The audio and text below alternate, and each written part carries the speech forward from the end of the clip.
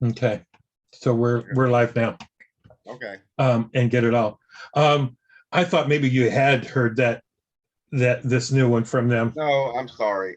No, it's not a big deal. It's not a big deal. The main reason I wanted to talk to you because, responding out of the your debate with Stacy, but then listening to some of the other things that these guys are saying, I'm dumbfounded. That's the only way I can put it. Let's see, for instance, I put up here Steve Basden.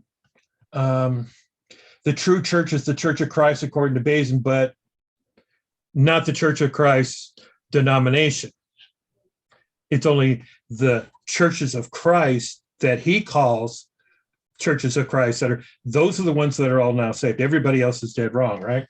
And then in his arguing, he says, don't mistake his confidence for arrogance. and it's the same thing they've always done to us. You guys are so arrogant. You're so arrogant. And no, we're just kind of confident. Based in the last couple of weeks, he is in his program, he has actually said, men are equal to angels. We are just like angels. He goes on and saying, he says, here's the example. Angels were in heaven. We're going to be just like angels in heaven, right? Yeah. Well, angels in heaven sinned. They got kicked out. Therefore, if we go to heaven, we sin when we get into heaven, we can get kicked out because we're just like angels.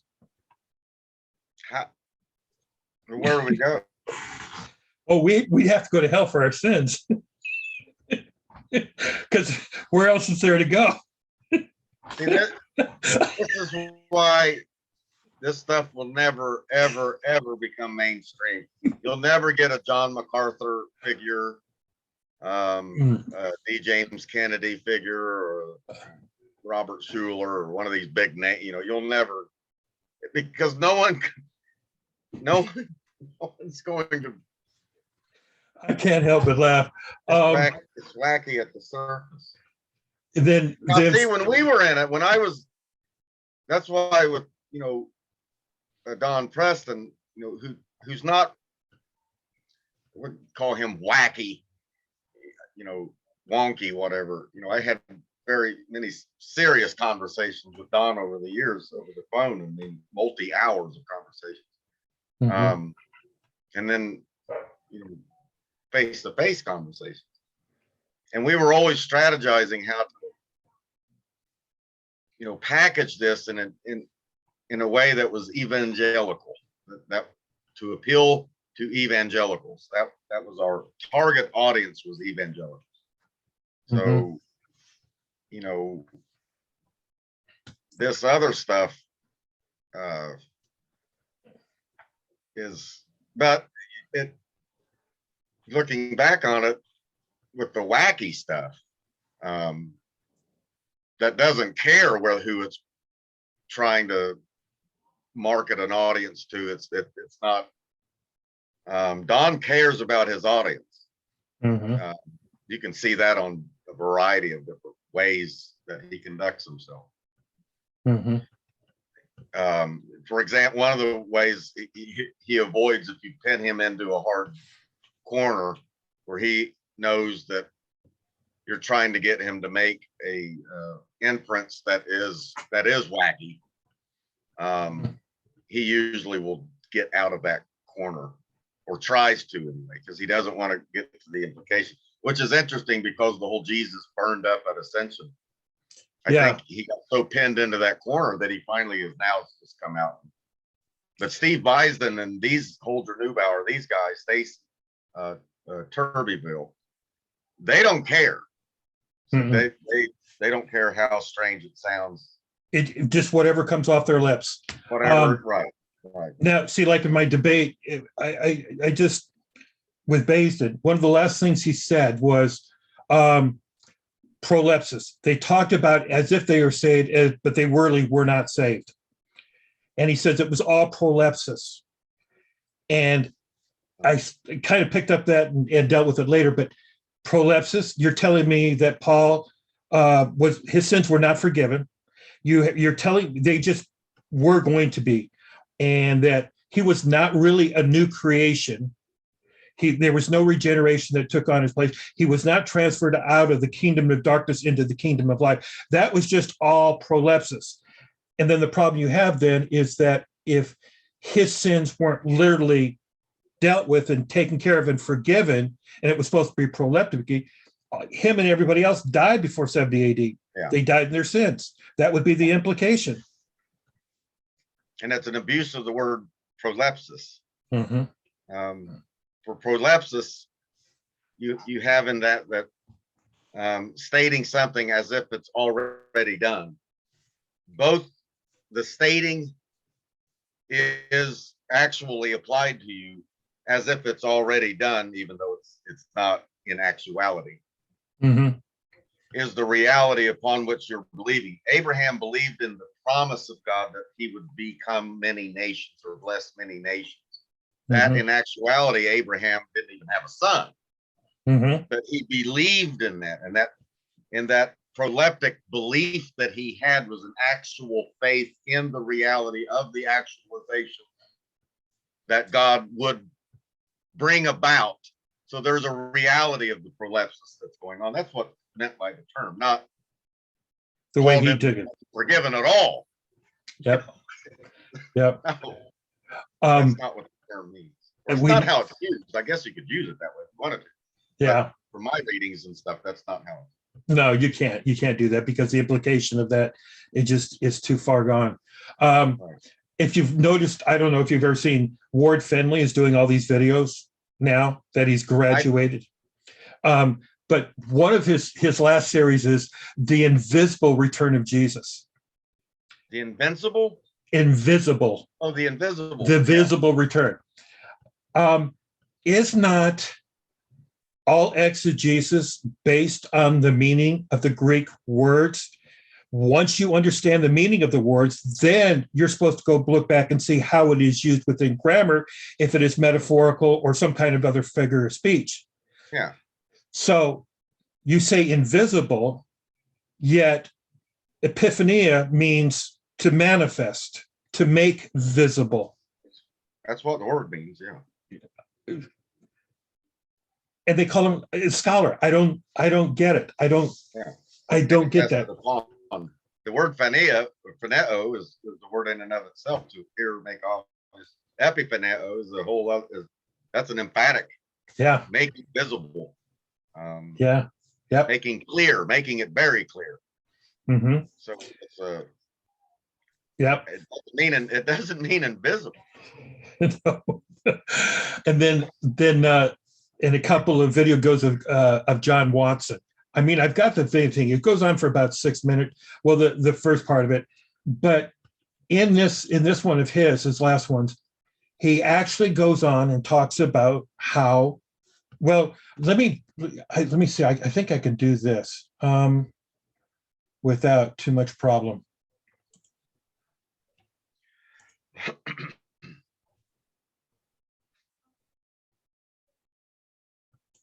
Can you hear? You can't. You can't. I can hear you. You can't hear that? Okay. No. Okay. I didn't think so. That's what I was wondering. But he starts off with this. The part of the conversation is that the verse, death reigned from Adam to Moses.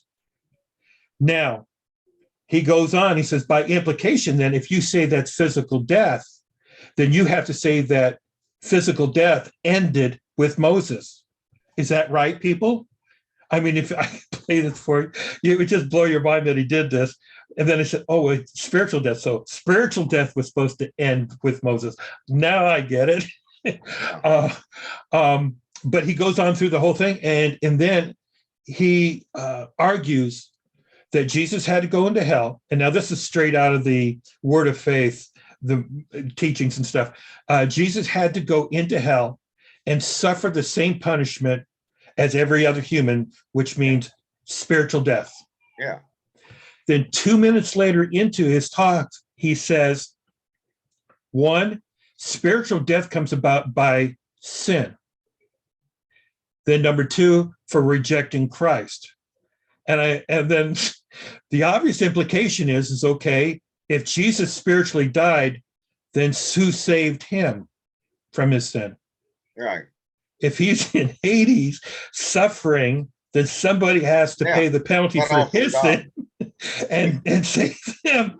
And I thought, you guys are not listening to what you're saying, not even close. That's where it's getting all over the place.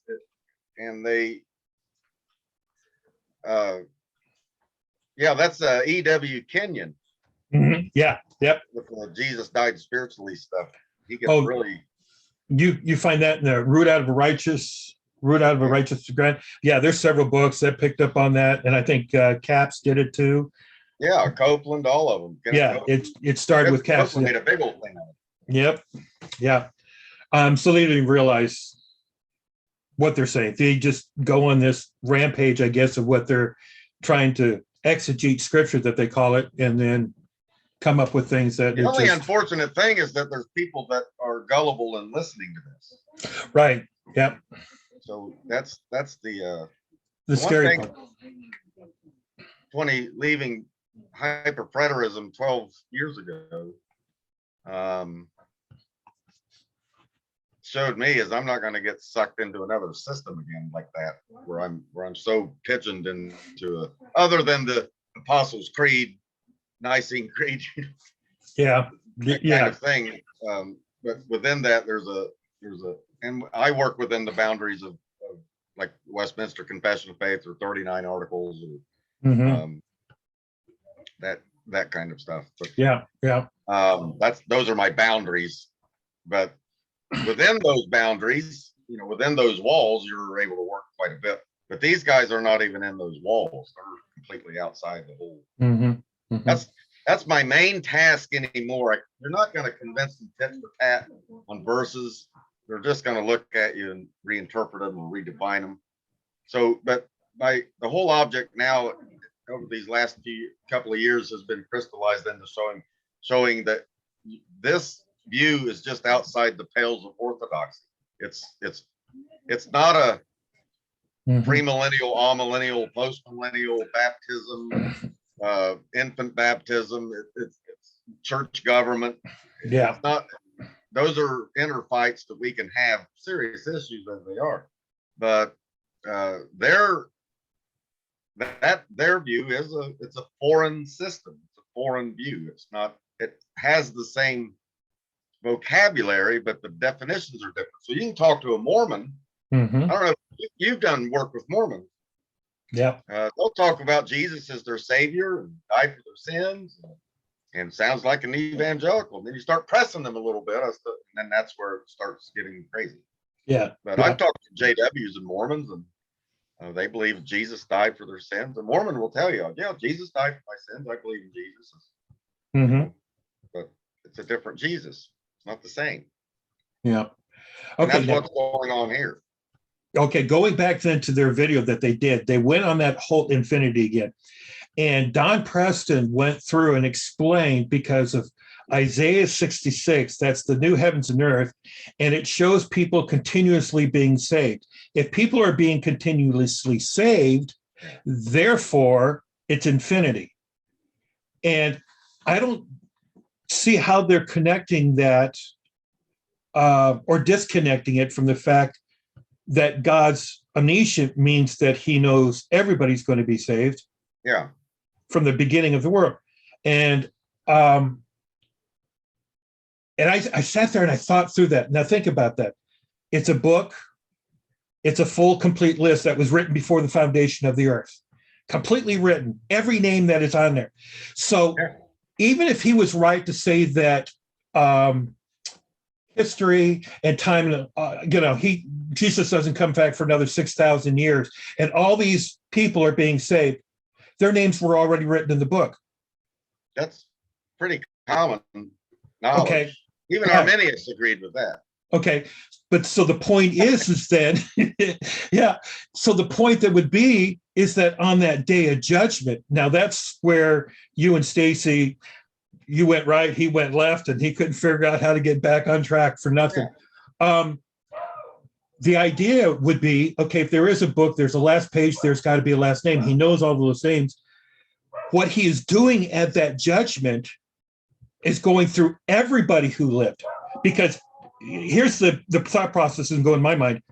If he's comparing and he's looking at everybody's names and says, okay, John Smith, is your name in the book of life? No, it's not. Well, why isn't it? There's a judgment going. And then he comes to Sam Frost. Your name's written in the book. All right, come on in. He's doing a judgment based on what's written in the books. Yeah.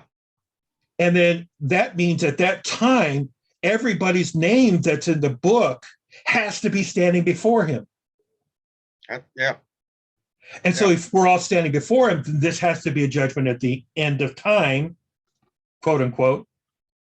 Yeah. But I think that's a good argument. Yeah. And so what they're trying to do is pigeonhole this into 70 AD. And I think that's what Stacy got wrapped up in his mind, that it's all done. So everything afterwards, and that was part of my conversation with him a little bit afterwards, and going there. It doesn't matter what Paul said about man is appointed to live once and then face judgment, any of those passages, it still has to be 70 AD. And so therefore, then obviously the implication for him is that he's not going to evangelize because that's already been determined. You don't have to tell people about Jesus. You don't have to do anything because what's the point? Right. What's the point? Because you're saved or you're not saved. And at least it's not a universalist. Maybe give him credit for that, right? That's why Max King went. That's why he went that way. Yeah. But for him, I didn't know this about Max King. You know, Max King was doing, of course, I knew that back in the early 70s. Spirit of Prophecy, he wrote, I think 71 that came out. Mm-hmm. And Howard Denham, who I've gotten to know, knows Max King all the way back in that time, and was flirting with universalism in and around that time. I didn't know that. So that had always been there. But I was flirting with universalism around 2008, 2007, because I was seeing the implications and thinking, boy, and at that time convinced of 70 AD. So I was thinking, you know, if death is destroyed, spiritual death, if that's destroyed, then maybe the radicalness of Paul's message, why he was being so opposed, was that he was preaching a universal faith. Yeah. Everybody gets in, and this is why he was so adamantly opposed and flirted with that idea. Of course, there's several universalists out there. So it was, you know, you're free to go down that route as a full preterist. That certainly opens the door. I don't want to say it necessarily. I don't know if I mean, when you destroy death and the devil and sin and the laws fulfilled and everything, that is the basis of separation from God or alienation. Yeah. Then you're not it's like the building of what separates and alienates you from God the scaffolding's been destroyed. So what separates you from God now? And Larry Siegel just answers, well, you know, your sin does. And it's like Adam is played out all over again. You know, we're in a new heavens and a new earth, and your sin is now it's up to you. This is Pelagianism on speed. It is. Yeah. Yeah. And Larry Siegel says this. See, they don't have anything to do, because in the traditionalist sense, the end brings about a new heavens and a new earth, and you have all of the nations in creation worshiping God, bowing their knees, and living their immortal lives forever. So everybody is saved. Yeah. All are saved. Everyone in the new heavens and well, new he earth died for saved. everybody. It's he died for the whole world. Yeah. New heavens and new earth is universalism. And so but if you have all of that already going on, your conclusion has to be, what do you do with all these wicked people and sin and death and destruction and all that stuff? This is where full preterism just really implodes on itself, because the power of the traditional view or the Orthodox view is that it has an answer for that. It answers it very easily. Yeah. Yeah. Full preterism has not come to grips. Hasn't come to grips with that yet. One of the last things Stacy wrote me in that discussion I had with him, last thing he said, again, show me resurrection of the lost taught in the Old Testament. That was his question. Show me where in the Old Testament. Daniel 12 too. Exactly. And that's what I put up with him. And then I showed him John 5, 28, 29. I mean, he's quoting from there. But it just doesn't, that's kind of where and why I've gotten out of a lot of the groups and just kind of quit discussing certain things I'm with certain feeling people. that too, Steve. I am. I'm really, my son was, he's like, Dad, you've done all this, you know, you've written a book. Steve Gregg's written a book. I mean, there's a lot of reputations of full preterism out there, and I'm happy for that. Mhm. There are several that are out there. Roderick Edwards has written 2 or 3 books. He takes a couple of pot shots at me. I don't know why, but he does. Yeah, his third one, he just came out. Yeah, And that's what he does right at the beginning of it. If you haven't read it yet, but yeah, that's where he no, I don't plan on it either. he never mentions your name, but Of course not. Of course not. But yeah, we know who he's talking about here. He's had it in for me when we were both full preterists. He had it in for me and Jason Bradfield. I don't know what his beef is with me. Apparently, you're not supposed, if you earn, and you know this because you're working diligently and earning letters behind your name, as if that's some big deal or something. But if you've earned them, if you have them, it's gotten my foot into the door. For example, I lead a jail ministry now on Sunday mornings. You know why? I have credentials. Yeah, it gets my foot in the door. It allows my foot so that I can minister the word. If I didn't have that, I wouldn't do this. Yeah, I just got offered. That's all I use it for. It's as simply as that. I don't go around, I'm a doctor, I know everything. You're stupid. I'm the only smart guy in the room. The rest of you are dumb. I don't think that about myself. I'm an idiot. But you should live with me. But in the video, and this is where again, it was Sullivan says every one of them disagree with Sam Frost. He's desperate to sound scholar. They don't know the Greek like Sam Frost does, and he knows better. You know, I mean, they I've never did that. said that in my life. I know, but they do this mocking thing all the way through. And the thing is, I've checked who Don Preston says is his Greek scholar that he confers with, Dallas Burdett. Yeah, Dallas Burdett. Dallas Burdett. Nice but he went to Amridge. Yep. But this is where you went, right? I'm finishing up there. But when I asked them about what classes he took, they said no, he never took Greek and Hebrew here. He never did. He's not considered. We did not give him a PhD from here in that. We've never had him really go through this class, and I did. Okay, so did he go anywhere? Yeah, he claims to have gone to Amridge and gotten his PhD from there. And the guys at Amridge are going, I don't know who this guy is. Hebrew and Greek. Yeah, that's what he says, and some things. I don't think I've looked it up and I'm going, no, I'm sorry. He get master's degree. Yeah. Well, that needs to be looked at. Yeah, it does. But it's just kind of go around claiming you have degrees in something. Well, Don's claiming it for him, I think. Like how Don has a honorary doctorate, of course. Yeah, that was Stan DeCoven, Vision International. Yeah, and that would be like California. Going the church way international and getting a PhD. I don't mind honor. If someone wants to give you an honor. Yeah. Whatever. But if I was claiming to be so smart, I wouldn't have all these. A smart person just would throw out all these books because they have just their own brain. They don't need books. Yeah, they don't need them. But see, me being dumb, I have to have these books to read them. Yeah. So, yeah. I'm not a really genius person doesn't need books. They'll throw them all out because they just have their own super brain. Yeah. Whatever. Silly. All that silly stuff. when Mike Sullivan tries to do desperation, Sam's desperate to be a scholar. I'm not that. I am a scholar. I don't have a problem saying that. I'm recognized by peers and colleagues and pastors and people in the area here. They don't have a problem with it. I don't have a problem with it. I don't wear it on my shirt or anything. I don't know why. Maybe jealousy. They're just jealous or something. Or I don't know. Envy. Maybe envy. Oh, going into the next thing, they went into, and I can't play it, of course, but they went into about the new heavens and earth from Isaiah 65. They went and rehashed that all again, of course, with affinity. Yeah.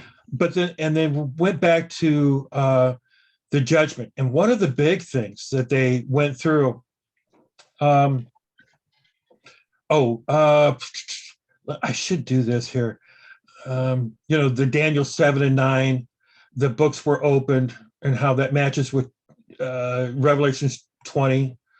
Not the same events. Right. Books are always open before the ancient days. It's not the same. Yeah, before the court sat in judgment and the books were open. Yeah, that's not Revelation 20. That's not just because, those are two. I don't know of anyone that puts those two events as the exact same thing that Daniel. In other words, what Daniel's seeing in Daniel 9 or Daniel 7 is what John is seeing in Revelation 20. These are two different events. But anyway, that's no. That's what I wanted to ask you about, and get that through there. But he went on to then, of course, I saw the night visions, the whole passage, and they went on quite a bit about why this was not the ascension scene. This was him coming down, and they went through the first part of the verse.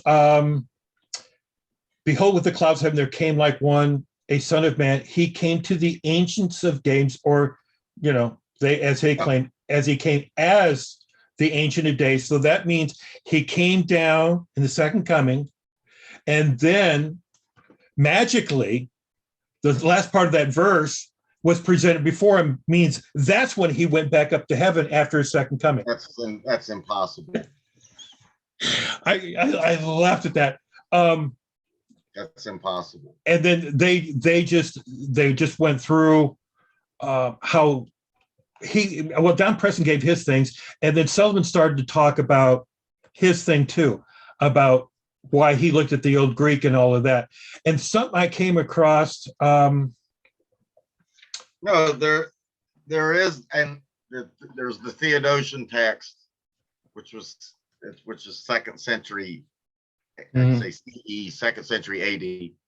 And then you have what is called the Old Greek, and that's the text. For example, we find Daniel, parts and fragments of Daniel in the Dead Sea Scrolls. There's fragments in Cave 4. So Daniel was known.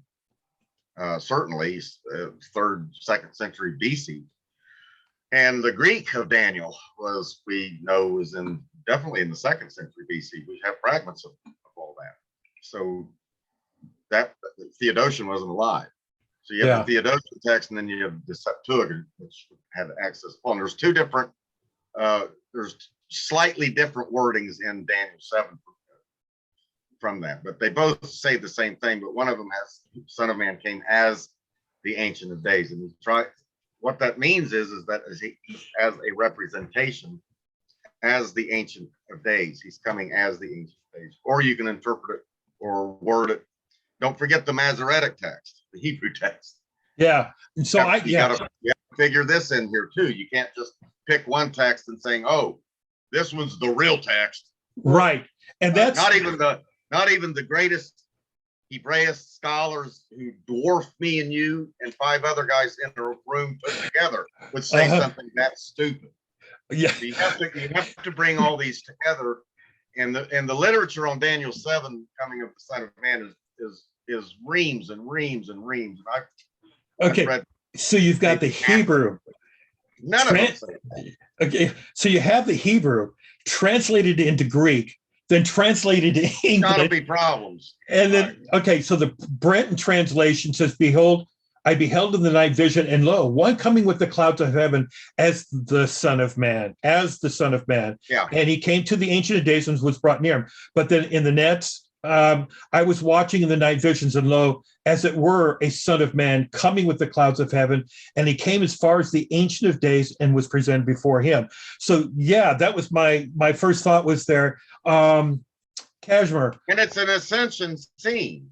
Yeah, Kashmir, a couple of scholars that I've looked up and I'm used in my paper here. There's almost universal agreement that the term comes from Daniel 7:13-14, the Son of Man coming Absolutely. on clouds.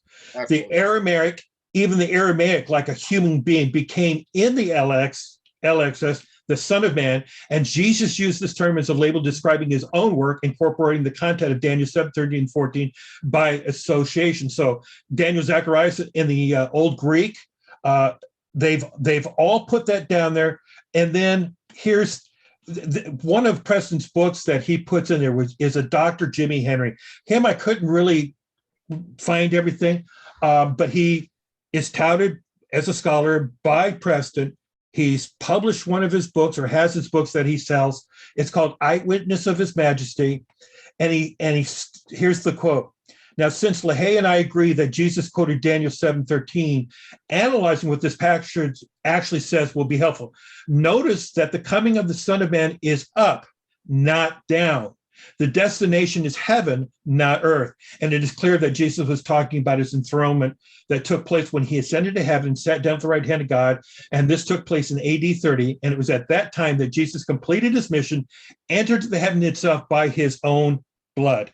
And that's what the book of, that's the vast overwhelming majority historically and presently of scholarship, liberal and conservative. Yeah. But he's a preterist. I'm gonna go with that. And then my own reading, be right. But my own reading and translating work is that's what it says. It's obvious the Ancient of Days. Daniel is in heaven. He's seeing a vision in heaven. He says it. Yep. He says so. It just in heaven. So he's in heaven. And that's the way that Luke utilizes this material in Acts chapter 1 of a cloud receiving him and bringing, and then just a couple of stories down, you get to Stephen, who's actually seeing almost verbatim, word for word, of Daniel 7:13. They brought that up. About Stephen. It's very clear what Luke is doing with these passages, and Matthew the same, because you have Jesus talking about this coming of glory and power with the angels. Well, that's Daniel 7. And at the very end of Matthew, all power has been given to me. Well, that's Daniel 7:14. All power, exousia, has been given, didomi, to me. So that's, and again, the commentators note this is an echo or allusion to Daniel 7:13. Yeah. And then Matthew 26:64 conflates Psalm 110 with Daniel 7:13, brings them both together, meaning that the Psalm 110, which definitely is an ascension passage, is the same as Daniel 7:13 in his coronation, which is an erchomai, a coming of the Lord. It's erchomai is the verb that's used in the Septuagint and the coming. And I thought, well, that's like N.T. Wright said. He said that's people talk about the coming of the Lord. He said, but which coming are you talking about? Because there's a coming up and there's a coming down. And I thought, brilliant, perfect. Then, Don Preston is doing this whole series on why N.T. Wright is wrong on Romans 8 in the creation. I'll take N.T. Wright any day of the week. And he goes through. My first thought is that, I find it hard. Don, you've been reading Greek or studying. I don't know to what end or how much you claim to know, but you've got somebody like N.T. Wright who's been in the Greek for now how many years? 50 years. He's classically trained. Yeah. I mean, and you can sit there with a straight face, and I feel like that's like me going up to Einstein and telling me he's wrong. He got this EMC. Well, I'm sorry, I don't have a grasp. I recognize I don't have the grasp of the physics. I'm an idiot when it comes to that. There is no way I would go up to Einstein and sit there and tell him, "Hey, you're wrong on this point," because Unless you're a Stephen Hawking or something. Stephen Hawking could go up to Einstein and say, Einstein, I think you're a little wrong over here. Yeah, Okay. and Einstein then would probably say, well, let me listen to you. yeah, right. They could sit there and actually No, talk he'd on be like, it. "Who the Talk. heck are you?" They can talk on an equal level. Yeah. But if I was to come to Einstein and start talking to him, I guarantee you Einstein would say, I can't talk to you. We have no basis of reference, of understanding for us to talk. You're just talking gibberish and okay, so you need to shut up. Okay, I would. This is why consensus is important. And they always bring up Luther. Well, Luther stood against, 500 years ago. So, and let's look at the state of scholarship then and the state of scholarship now. So let's not be anachronistic, because you're not Luther. Yeah. You're not in the same period of time where scholarship was virtually locked up. Mm-hmm. Number two, Luther was a doctor. He was an Augustinian doctor, so he knew the Latin, he knew the fathers backwards and forwards, he knew Greek. Yeah. He had to learn Hebrew from a Jewish rabbi, but that was later on when he started translating the Bible into German. Mm-hmm. But as far as Latin and Greek fathers, he knew them backwards and forwards. He was very intelligent, very smart, very educated person. Yeah. They didn't have the internet or telephones or TV or movies, or they didn't have that. All they did was study. And that's all Luther did was study. And so he's taking on, but that was in the air. So if you read Gabriel Biel, who is just before Luther, and Gabriel Biel is who Luther is learning much of the theology that's in the air at the time, questioning what these things are. And then, of course, you had us and others that were looking at this. Luther did this didn't just fall out of the sky. Luther is wrestling with theological problems that were going on during his day as to how is exactly one righteous before God. And this was a question Biel and William of Ockham and all these guys were wrestling with. How does a man, how can we be assured of our righteousness before God? And they were coming out with different answers, and Luther promulgated his. And he wasn't alone. He didn't make it up. He didn't come out of nowhere with it. But you have to consider the times, because they always say, well, Martin Luther stood against the consensus. Not in the way that you are. You're standing against the consensus of the Catholic, liberal, Eastern Orthodox, conservative, all in agreement on these things. That's not a consensus I care to stand against. That's not what Luther was facing at all. Yeah. Going then to the heavens and the earth, the difference between Isaiah 66 and then Revelations 21. My first question is that when you're reading through the text, it comes down to the end of the vision, as most people would agree, right in, 66. Well, I'm pulling it up here, and so I have it right. But come on, Revelations 21. Oh, 21, yeah. Yeah, 21. Or 22, excuse me. Sorry, 22. You have him finishing up the vision by verse 5. Is that not agreed? And night will be no more. They will need no light or lamp of the sun, for the Lord God will be their light, and they will reign forever and ever. Yeah. And then he said to me, these words are trustworthy and true. Isn't that? That's the end. If that is the end, then what is he talking about next? And he goes back into real time. Real time, yes. And so the real time is that currently there are people on the outside still. Yeah. Okay. Which is out. They're not in heaven. We're here on earth outside. Right. Yeah. We're here. Yep. Yeah.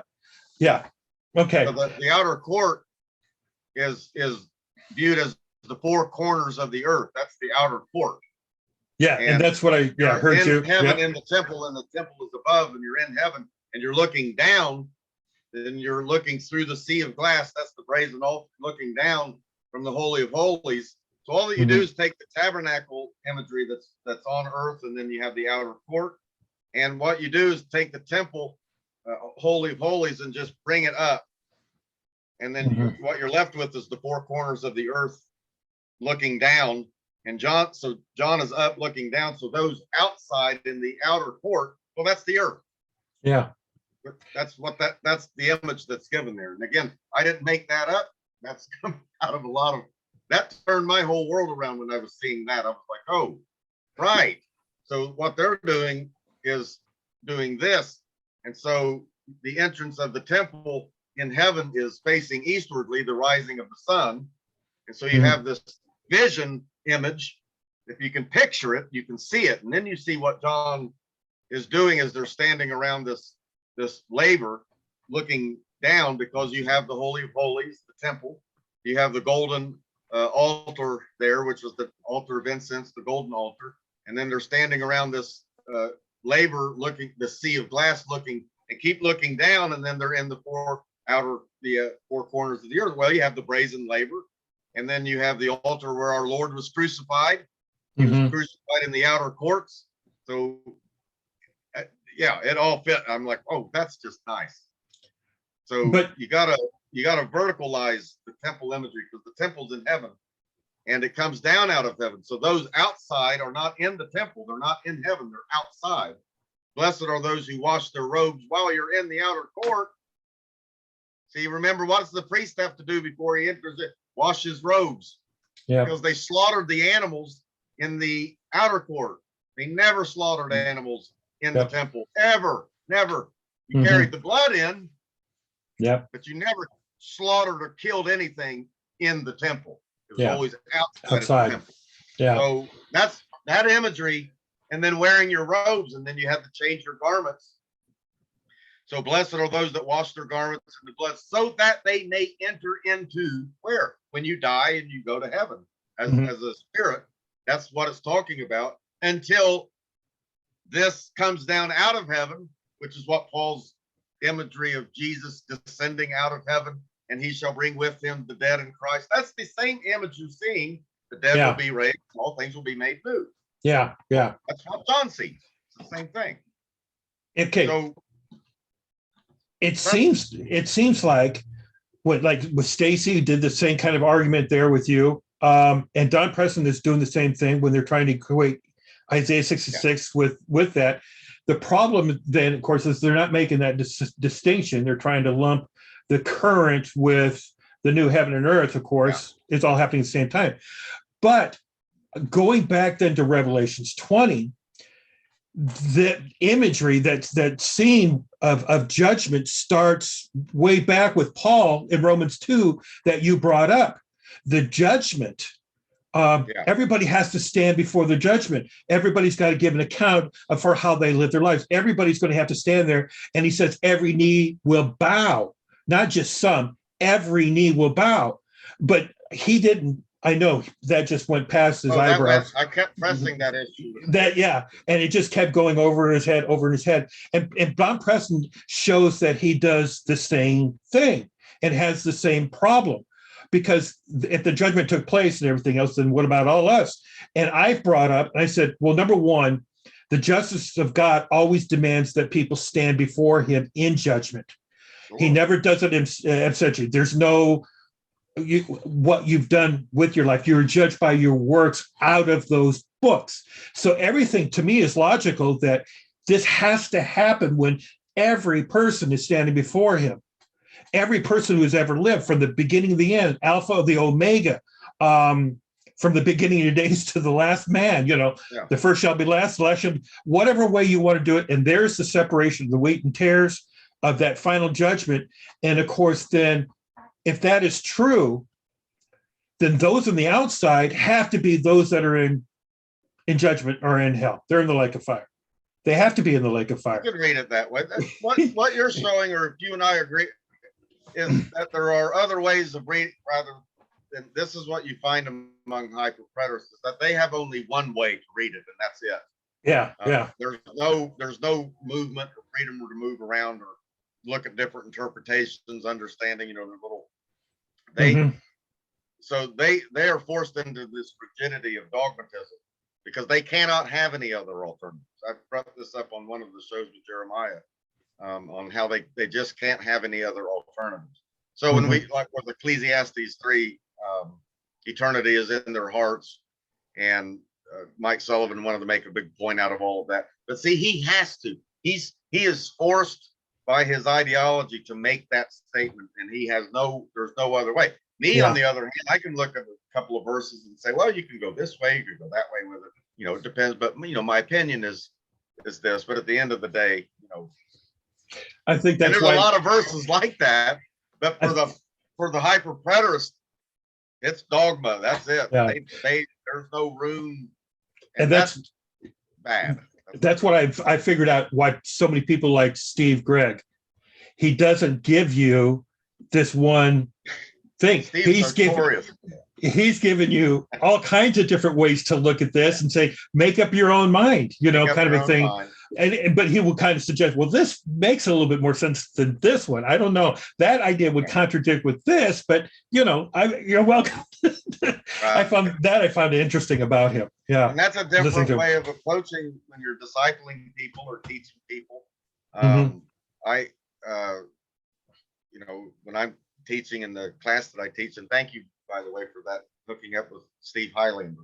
Yeah. I want to come back next semester. I'm enjoying that, teaching that class immensely. It's just wonderful. The people are wonderful. Everything's wonderful. But when you're teaching, you try to, like I was asked, what does this mean in the jail ministry? And I said, well, I gave him a couple of, I said, my own thing is that I think it means this. And that was neat. They thought, oh, it gave them something. But if you're a hyper-preterist, you can't do that. Right. It's it. So they kind of put themselves in this very narrow, very rigid tunnel vision, myopic, and that's why it's very difficult to talk to them like Stacy. It just doesn't penetrate because they are so narrow-minded. Mike Sullivan is so narrow-minded, and his definitions are so fixed and secured and locked in that there is no dialogue, there's no discussion, it's this way or the highway. And that's just not how you do things. It's just not the reality of how things work, because as much as I love you, Stephen, met you personally, and we have a great relationship, but we have differences, but that doesn't, I don't care. Neither do I. I'm not going to lose sleep because you disagree with me. But for the hyper-preteristy, I would care because you got to see this. It's 70 AD. Because the thing is I know one day all of this is not going to matter. No. It doesn't depend upon our salvation. One day we're going to stand shoulder to shoulder up there, and maybe with a few press going, "We told you," but hey, brother, you're here. We're all here. A couple of angels saying, "Yeah, you guys were way off on that." Yeah. Which I would say, well, yeah, I kind of figured I was. I don't know. One last trying to get along here. One last thing that I wanted to do is, dealing with Don Preston. I mean, I like Don. I mean, Don is always nice. Yeah, but he's a squirrely. He's a squirrely. He blocked me. But here's the kind of the gist of the conversation that I had with him. When I brought up the lexicon evidence, we were talking about the word parousia and what it means, the different connotations to it and everything else. And I quoted, I guess, from Thayer's. And he responded back, Stephen, as usual, you distort the lexical evidence, making ungrounded claims. And these are the same things I hear him repeating about you. Oh. All constantly. Yeah. So may I suggest you do some extensive research as to the definition and use of parousia in the first century. It did not demand or intrinsically mean a bodily presence. That is totally unfounded. Well, that means bodily presence. Yeah, but yet one verse does try, and I pointed that out to him. There is, yeah, 2 Corinthians 10:10. It says bodily presence when I was just referring reading to. this the other day in Thomas Schreiner's work on the Apostle Paul, Mhm. theology of the Apostle Paul, and he goes through Paul's usage of parousia, and it's just bodily presence. Paul uses it for Titus and Timothy and himself. The word Yeah. that just means present. It just means presence. Yeah. It was associated. It became associated with, if a king was arriving or a god or something, they would associate with God's presence or Yeah. something like that. But it's still presence. It's still, it doesn't mean absence. Absence is apousia. Yeah. Parousia Means standing is beside. the presence of standing alongside. Yeah. Apousia means not Not you're there. you're not there. Yeah. So Paul says to be absent or to be present.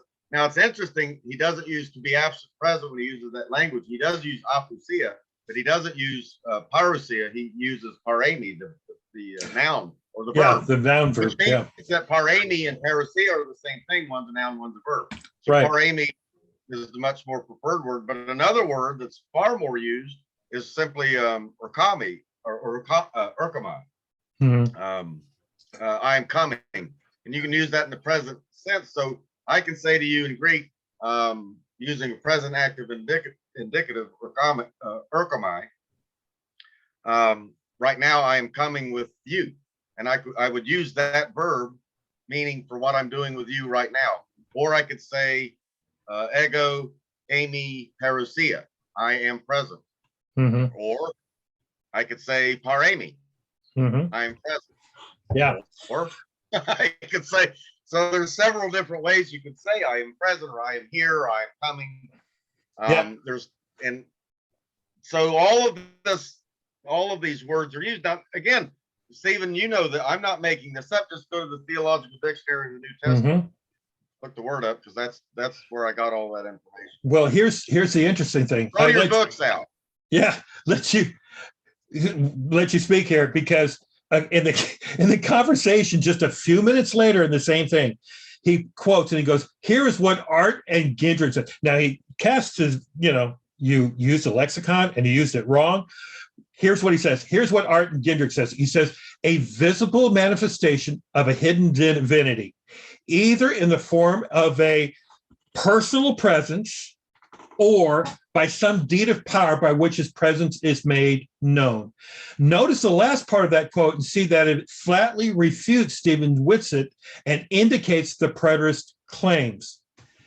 And I'm going, well, you just gave me two uses, so you're using the second one. Why isn't it the first one? Right. I know Matthew has used it as the second one, not as the first. And so it is also interesting that you cite the comments of a lexicon as if they were authoritative. And he's saying to me, sorry. No, he says, sorry, but their comments are no more authoritative than yours. And cutting and pasting their comments proves nothing. Yeah. So this is what I got into with him. And then Don said, "I noted Josephus and Parousia to speak of Yahweh's action in history. Whitsitt castigated me, making some self-contradictory argument. I noted how false his argument was by pointing out that Josephus is the one that used parousia to refer to God's action in the Old Testament. Whitsitt rejected actually it." refers to Abraham. Yeah, well, Abraham being present in Egypt. Yeah, and that's where he was not listening to me at all. But then again, he cites Wright, who says precisely what I did about Josephus and Parousia. And here's the thing again, so you can see from what you're quoting there, the parousia has this wide range of meaning. Yeah, they can only have one. Yeah, they that's it.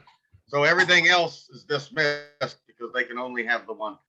Meanwhile, with me, I accept the wide range of meanings. mm-hmm. I can go either way. I can take it, whatever. That's how scholars most basically approach these things. Well, you can go here, you can go there, but for them, it has one meaning and that's it. Yeah. Have no. Okay. I'm developing this a little bit. You got to get a little bit more here, adding to it, and you'll see how my mind works a little bit. Later on, Michael Miano, in commenting on Don Preston's versus Dr. Brown debate from several years ago, going to the YouTube video, you can hear it. The quote personally, Preston said, The term parousia and apantesis are as technical terms as used and understood in the first century world, negates the idea of a removal of Christians from the earth. And now he's arguing against the rapture, of course. The terms parousia and apantesis were used in the ancient world to speak of a king or royal dignitary that was to make a visit to a given city. And as he approached to the city for his visit, his parousia, the citizens of the city, being watchful, would his entourage was cited, leave their city, go out and meet him, apantesis, and then they would escort him back to the city. So the city was the destination of the dignitary. And my first thought is that's the rapture doctrine as premillennial puts it. That's it.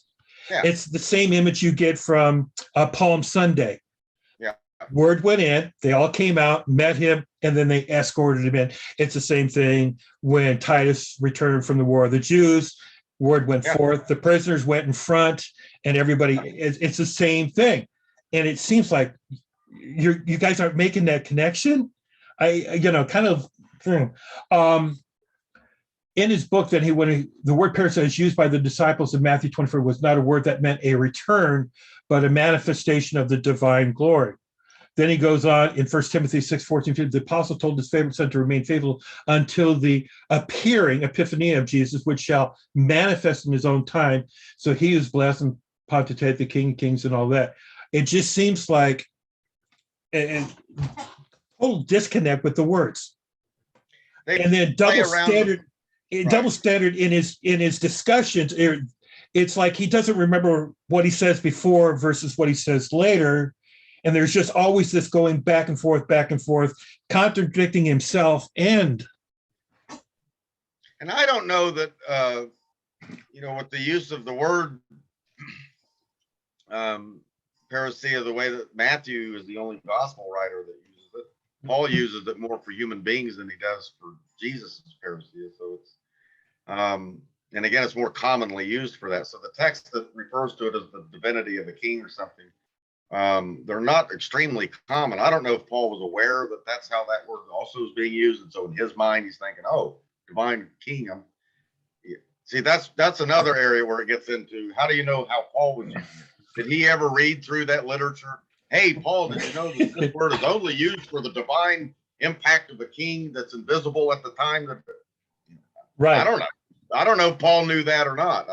Well, we know from Acts that he has quite a grasp on the law and arguing and things like that. But it's a rare word in the New Testament. It's just not used a lot. Right. You would think you'd find it like a ton of times.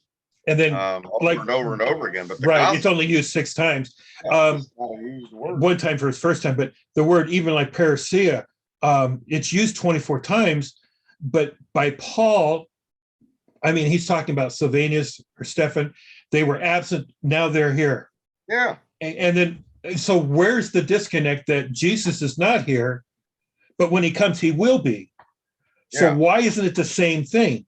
Why is not a presence? That's the theology where Christology comes into import, because by the Spirit, united with who is God, united with the Son who is God, who is hypostatic union with Jesus of Nazareth, the rational human being, body and soul, who currently is at the right hand in heaven and is gone away and is taken away from us, and we don't see him anymore. He's not here on earth. He's in heaven, Colossians 3:1. But yet I'm with you always, even until, well, that's the divinity. See, so spatially, locally, Jesus is not present with me. I've never seen him, never met him, never shook his hand. By his divinity, he is present through the Holy Spirit and by the Logos. So here you have two person, two natures, human and divine. This has all been worked out centuries and centuries and centuries and centuries ago. Yeah. So I just accept the theology of that, having in seminary, you work through all this. How did they come to this conclusion? What text did they use? So on one hand, Jesus of Nazareth is not with us. He's absent. I have not ever seen Jesus, never shook his hand, never ate a dinner with him, like the disciples did.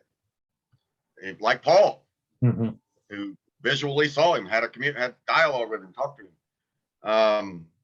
I've never had that experience. However, I believe that Jesus is present with me through spiritual means, even though Jesus of Nazareth is not with me, he's in heaven at the Yeah. right hand of God, locally and spatially in heaven. And he has to descend out of heaven and come down. Yeah, because he's in heaven right now. So he's not here with me. So he's Mhm. up there. So that theology, which just completely blows the minds of most hyper-preterists who've never cracked a systematic theology book in their life. Uh-huh.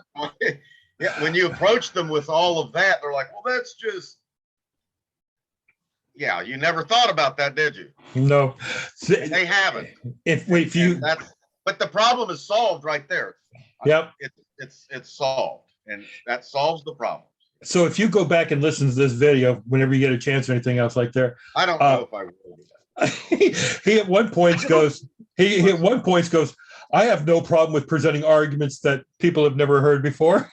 And then Look, I don't have an issue with coming up with novel, new ideas. You Yeah. read enough, Stephen, where you see, like N.T. Wright in Romans 4, verse 1, his translation caught a lot of criticism because he was saying, well, the Greek should say this. I know that no translation agrees with me on this, but that's what it should say. Yeah, but he got in your case. Commentaries do that all the time. They're always reconstructing the text, saying what this should say is this. Right. And they're free to do that. I don't have a problem with that. Right, but he tore you apart on that point. He says, you do this all the time, you don't follow anything. And then he went on and repeated his most famous lies that Sam is destroying the Greek. He has to know Greek to make that judgment. I mean, if he can't understand parousia or epiphany or anastasis, then he doesn't know Greek and abuses the Greek. Yeah, I just that's just a stupid argument. Yeah, Sam Frost abuses the rich of Greek. 30 Aeneas. years.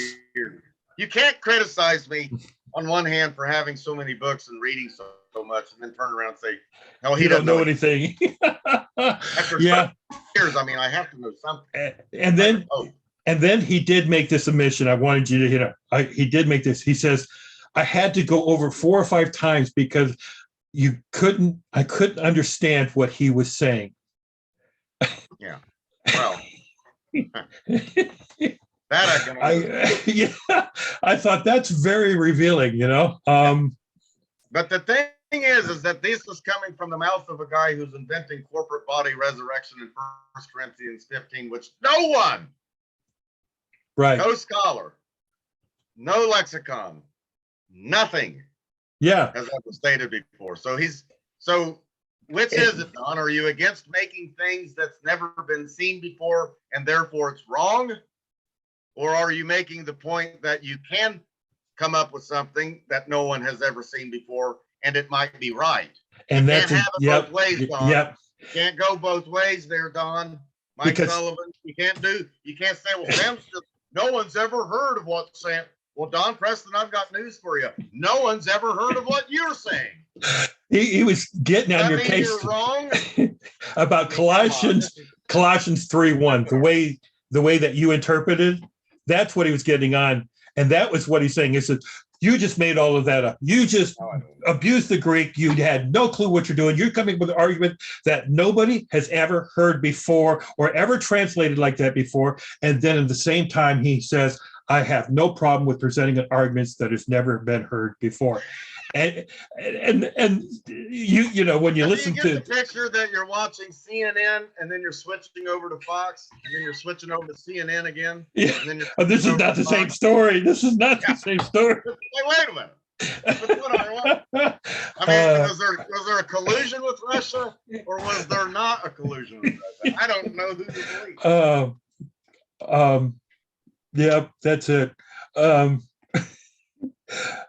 Showing the earth to, or we need the liberal will say we need to destroy all these statues to these racists, and you say, well, let's destroy that statue of Margaret Sanger, the founder of Planned Parenthood.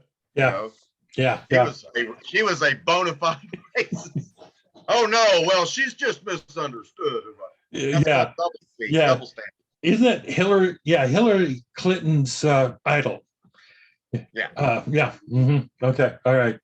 I don't care about these statues being torn down. Yeah. I mean, they're all going to burn anyway. Yeah. that's pretty much my notes and stuff that I went through and looked at, talking about the new heavens. If they're just, if they, the real thing is if they actually knew Orthodox theology to begin with, not from the Churches of Christ theology, the way they do things, but from the traditional understanding of what the church is taught, whether it's Protestant or Catholic or even Eastern Orthodox, Right. then it would be so simple just to make those comparisons and understand where those differences are, and learn from them. Because, one of the constant things that they hear about is that, oh, we hold on to the creeds, confessions, and everything else, and we use them for the basis of our faith. I was just accused of that again. And I said, no, that's not the basis of our faith. You sit there and tell us that the basis of our faith is not the Bible, but all of this. And you can't get the fact that there's two things that you're missing in this whole picture. The first one is that we learned from them what they believed and how they argued. Yeah. For example, the Trinity. How did they argue that against the heretics? We learn their arguments. We examine their arguments. We compare what we think with what they thought. And lo and behold, the church now for 2,000 years is held to the Trinity as the stable Orthodox position. And don't tell me the Trinity has not been attacked for 2,000 years. It's attacked every year. It constantly. There's always some new guy coming out saying, if the Trinity's wrong. Yep. Okay, well, let's review your work and see if it is. Trinity still stands. And it's like amazing that when we talk about resurrection of the flesh, and they start using these I know they use these arguments as like, well, what if your body's gotten eaten by trees and plants and everything else? How is God ever going to do that? And then you start going, if you actually read church history, Athenagoras spent a whole book answering that question. Yeah, the whole thing. Yeah. There's 3 or 4 of them. And it was just absolutely amazing to that.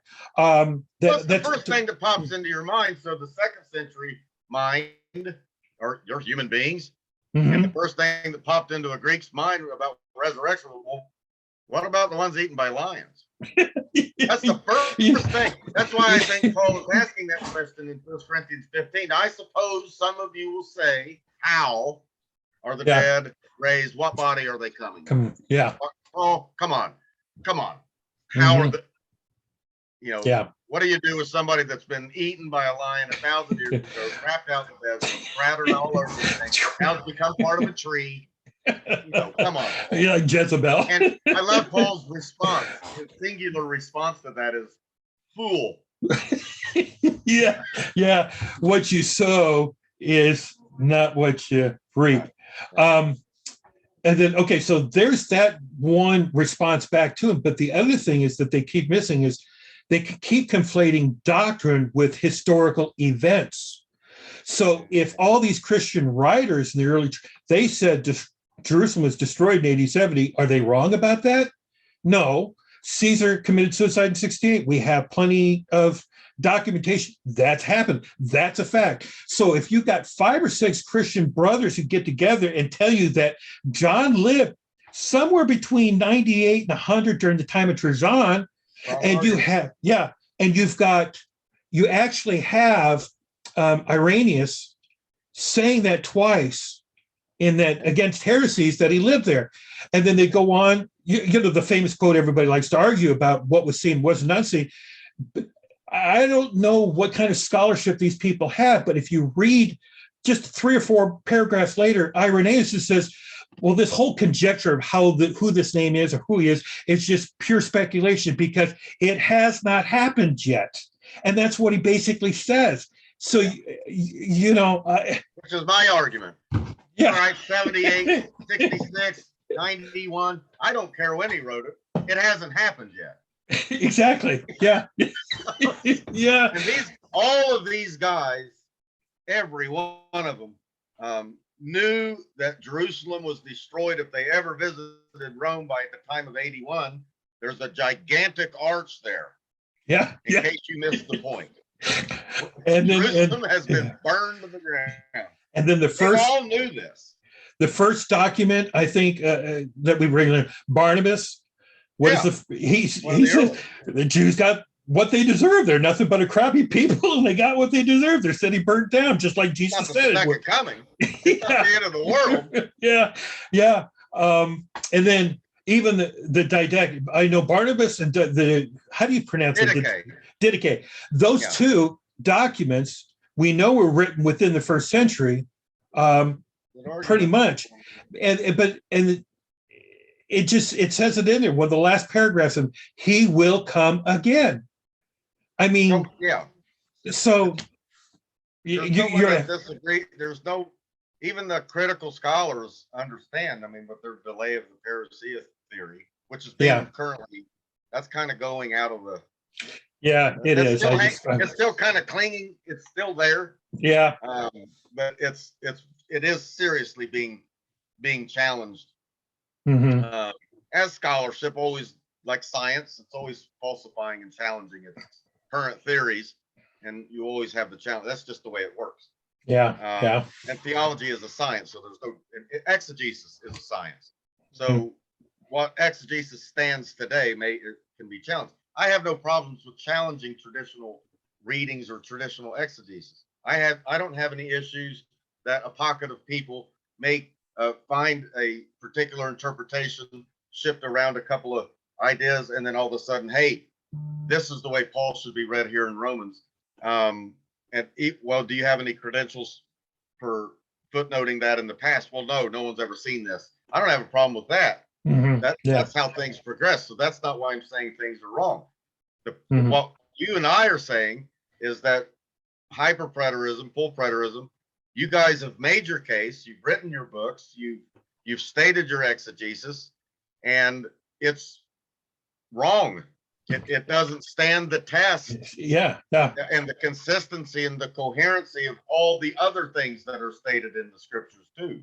So you are free to present that to the church and saying, I think I found 70 AD as the answer to the eschatology problems, which we have, that are in the church. Okay, great, fantastic. Let's examine it. Well, it's been examined and it's come up short.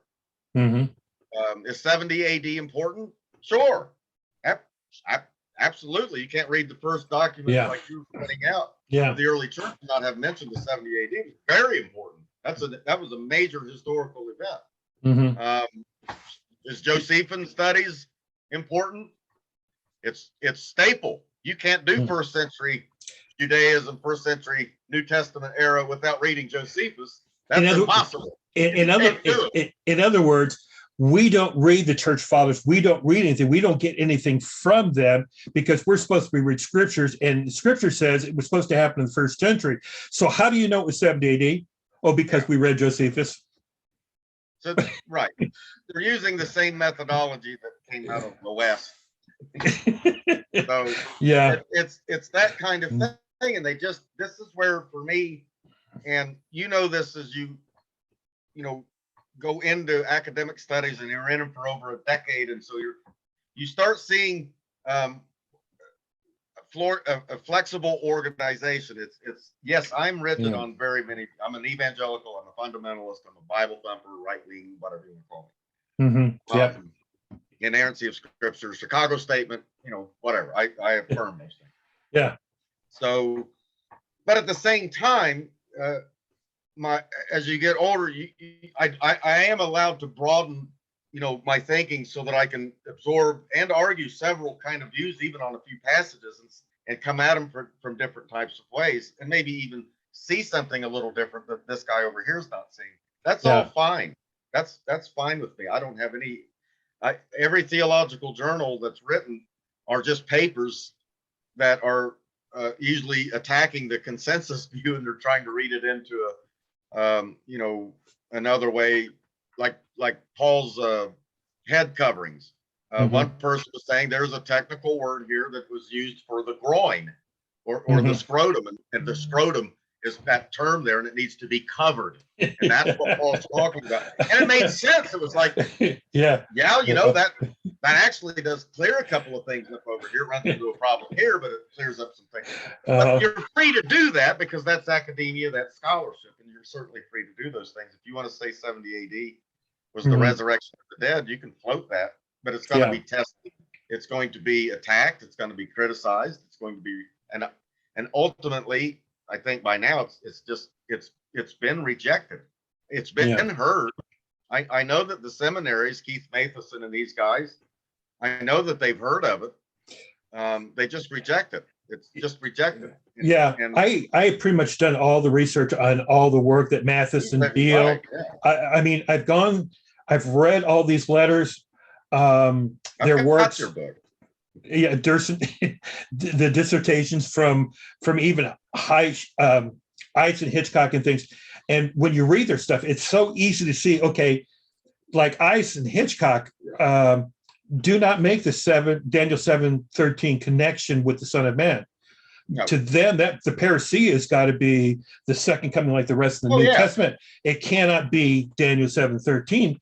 But then you have so many other scholars saying, yeah, it really is, and it goes way back. Essential. Yeah.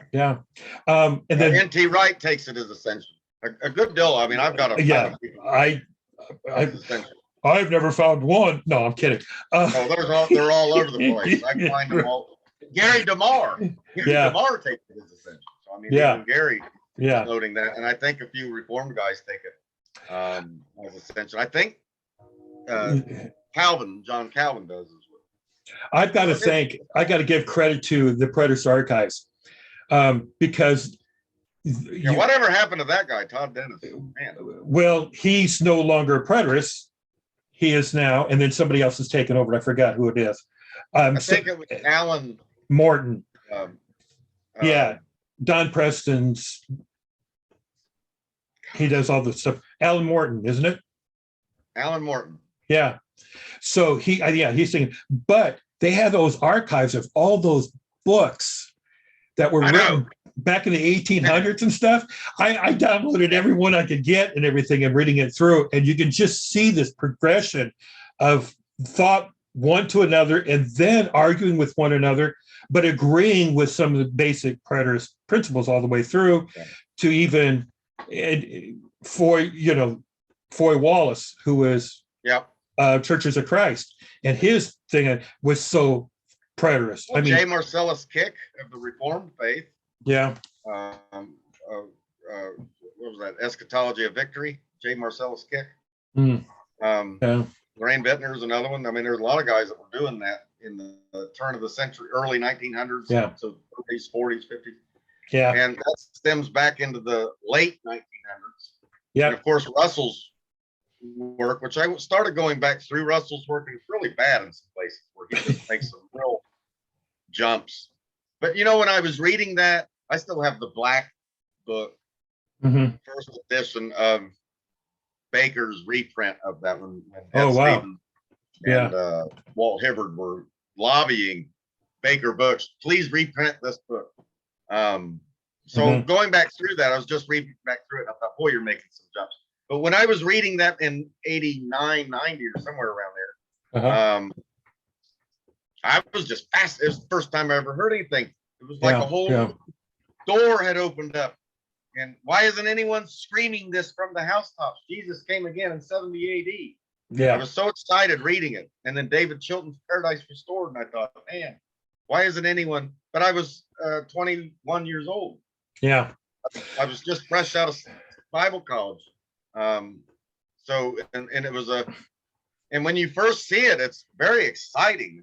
Man, near this generation, some standing here. You won't finish going through the cities of Israel until the Son of Man comes. That's imminent, about to come. The resurrection about to be. He's ready to judge the living and the dead. The end of all things is at hand. Quickly, I'm coming to you quick. Yeah, that can't mean 2,000 years from now. That's impossible. Yeah. How do you reconcile, though? Yes, that's what it seems like, but then you don't find anybody else saying that. You're right afterwards. You don't have them having that moral issue with wait a minute, it should have been coming. You don't see those arguments there with us because it's just so that's what made me look at, because I started to read the church fathers first. Here's the response of preterists when I was introduced to it. My first response was well, what do the church fathers say about these different things? What did they say about quickly and soon and things like this?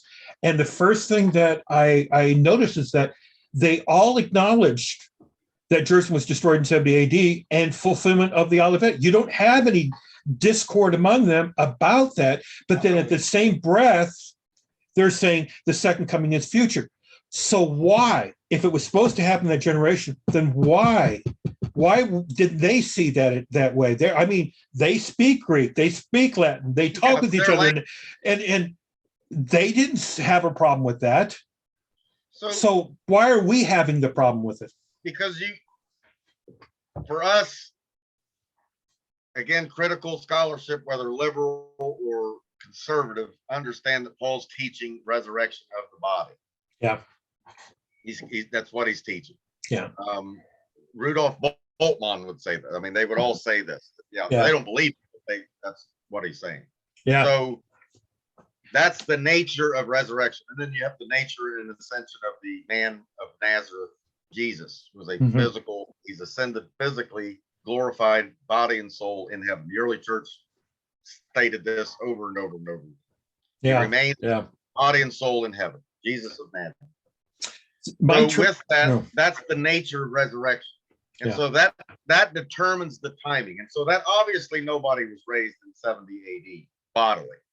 So whatever you do with near or whatever else, the nature determines the timing. Well, Don turned that around to the timing. Dictates the nature, right?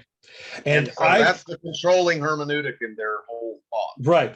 And I've always argued, show me anywhere in literature where anybody makes a comment or talks about that if I tell you I'm coming over to your house at 6 o'clock, that statement tells you how I'm going to do it. I could walk, I could take the bus, I could fly a plane, I could do all kinds of things. It never says a thing.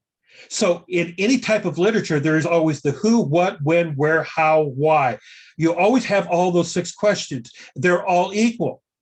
You can't, and so, and that's what I talk about. Language works. Right. So that's the basis of my my doctoral dissertation. The timing and the nature. For an ambiguity of language. The Bible does not give us every jot and tittle of information that we need to know about everything that it talks about. Yeah. And the more you learn about all this, the more you realize how we wouldn't have so many translations. We wouldn't have commentaries. Look, there's not a lot of commentaries on the book See Spot Run. Yeah. Nobody's writing commentaries. We know what that book means. Yeah. We know what See Spot Run means. We know what it means. There's what does See Spot Run? Oh gosh. What is who's spot? What's running? What's running mean? See Spot Run. What does that mean? Well, it means 5 different things. There's 5 schools of thought on what See Spot Run means as a book. Well, no, but with the scriptures we do that. Why? Because somebody asked me about translations. I said, let me help you understand what translations are. There's the King James. Now, this is the way that wall is whitest, the whitest wall. Okay. Another person say, hey, that wall is white. Hey, look over there. There's a white wall. Did you know that wall was white? It's a white wall. There's all kinds of ways of saying it, but you're still saying the exactly same thing. The wall is white. And they looked at me like, I said, yeah, that's the basic of all translations. They're just saying it a little bit differently. Right. And it can, and there's some places where it can be said where the way it's said in English, it may not mean that in Greek. Actually, it gets differences of meaning. Like love. Accent here or there, so that happens quite a bit. Yeah, I love hamburgers, but that doesn't mean I'm going to go sleep with my ham. For example, we can, end here, but this, and I don't see, and again, it doesn't matter whether what I'm getting ready to say you agree with or not. That doesn't enter into our relationship. But at the same time, it's something to consider whether you agree with it or not. But in John or in Revelation 1, it says here, which God gave him to show to his servants, Hade, Geneste, and Paco. So the things which must take place in speed. Now they translate that shortly. Things which must shortly take place. Well, that's one possibility. Right. Possibility, possible. There's this other way of looking. Another grammatical possibility is that it's describing the things, plural, and that each thing must take place quickly. When It takes place. It's not telling you when it's going to take place, but that when it does take place, it'll be quickly. Mm-hmm. That's another possibility, grammatic. And but at the same, that agree with that. But at the same time, if the second coming is supposed to happen quickly in those events, then the nature statement would line up and it would have happened quickly. And I would say, yeah, we have a visible seeing of Jesus, a bodily resurrection. Therefore, yeah, it's very possible it could have happened, right. But we don't have those things to collaborate. So therefore, we can sit there and say, he can't be saying it was going to happen very quickly soon in time, because then otherwise it would have happened. Now, another way is that entake, the phrase with speed or in speed, which was a very, very common, I read classical Greek too, so it's I see this phrase, it's very common. Yeah. Yep. It's not an invented New Testament term. It's a Greek, it's a very common term. Greeks use it all the time. It could be modifying that the things God gave to him to show quickly. In other words, when John sees the trumpets, it's just bang, bang, bang, bang, bang, bang, very quickly. They're very fast, and so it could be modifying. That's possible, grammatically speaking. Yeah, so that's what scholars deal with. Is like, well, what is it? Well, it could go this way, it could go that way. But again, it gets back to my point that for the hyperpreterist, it can only go one way, only one way. They have no other ways to read it, and that to me is a red flag. That's right there, because there's no dialogue. You're a dogmatist. It can only be read this way. So it's like you're talking to a Mormon.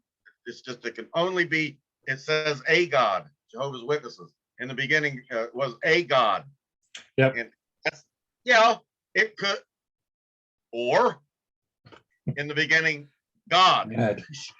Jesus is God. I read that somewhere before. Was that Genesis 1? Yeah. Yeah. So that's the things that drives me when Preston, like in 2 Thessalonians, the wording of the text is rest with us in the revelation of Jesus Christ. You pointed that out too. You said, actually, the Greek doesn't say. Young's literal translation has rest with us in the revelation of Jesus Christ, so the revelation of Jesus Christ would be an objective thing. It's not referring to Jesus Christ himself revealing himself, but it's referring to the revelation of Jesus Christ, which Jesus is Lord, which the Holy Spirit has revealed to you. Rest in this as you're going through these sufferings and tribulations.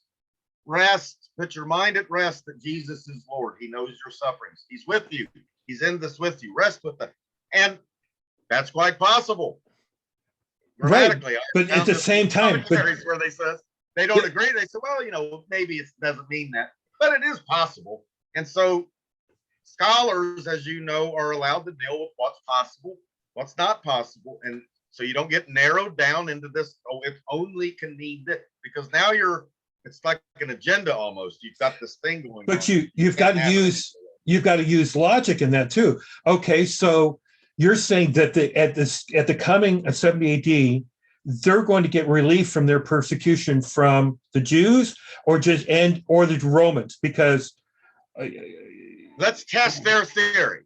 Yeah, because their reading is possible. So okay, right. So if it is relief from the Romans, we know that's not true, because some of the worst persecution against the Romans still to come. Yeah. Right. Almost up to 280 Diocletians, and that suffering so they never got the relief. Maybe they did because they were killed.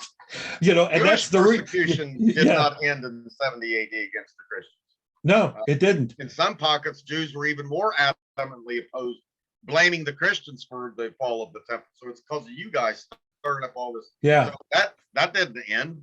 And Are but you saying the persecution ended in Thessalonica, May 9th yeah, at yeah, 5:30 p.m., yeah, 70 AD? yeah.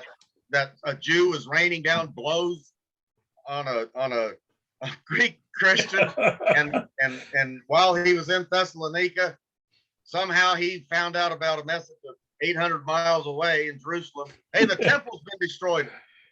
Oh boy, I guess I better stop punching this Christian But so the that he point, can have relief from my blows that I'm raining down on his head. but more specifically, any good Jew is not going to care about some Gentile Christian. Who cares about what you do? Just don't come into my temple and convert my Jews into your religion.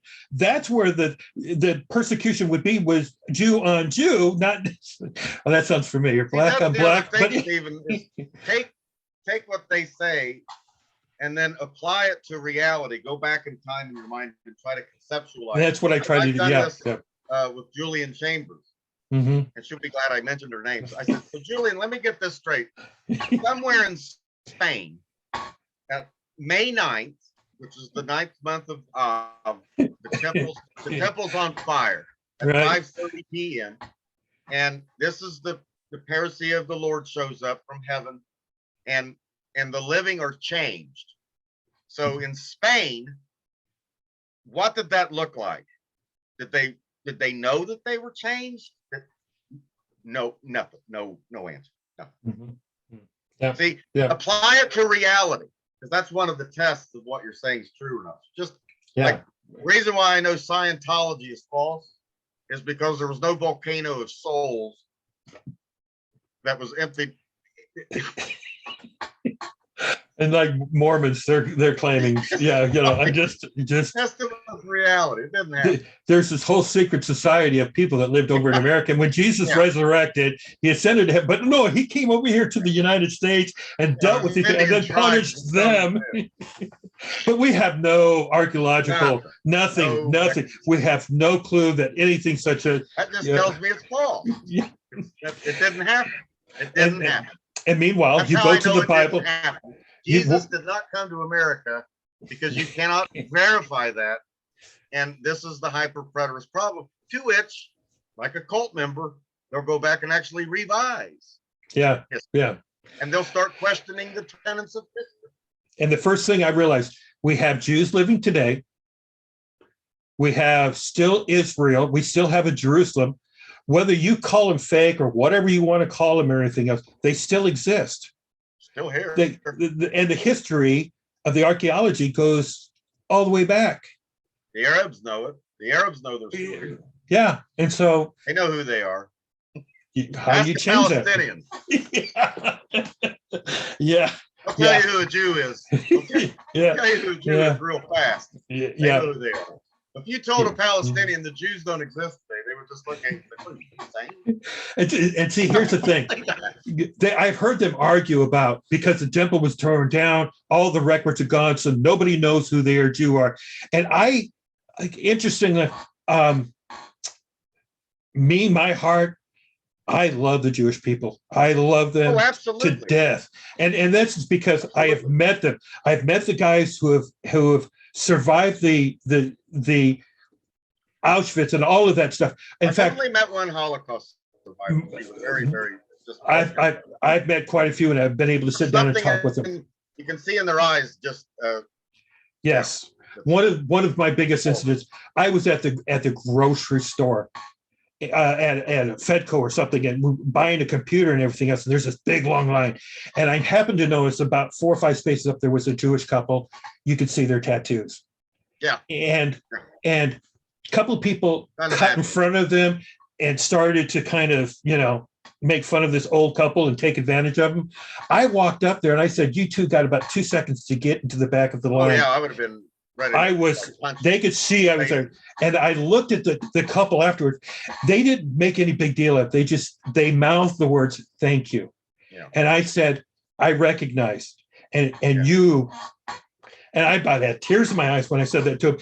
They in turn had tears in their eyes because, people, how many people don't even know what that tattoo looks like or what it means or anything else and stuff. But I dare any of these predators to go up to a Jew today who's got the tattoo and say, "You're not really a Jew." I would just, they would be lucky if that guy didn't just grab him and throttle and just, rip his head off his shoulders. It's complete, it's disrespectful. It's disrespectful the way that a lot of Christians in the past have treated. And now that's changing. Yeah. There's a great inner dialogue that's going on. Yeah. We can never lose sight of the fact that these are our relatives. Why this Gentile is here is because salvation is of the Jews. Yeah. And I didn't say that. Yeshua HaMashiach. Yeah. I didn't say that. Salvation is of the Jews. And he said this to a Samaritan woman. Mm-hmm. So, my wife, I don't know if I ever told you this, but my wife is Armenian.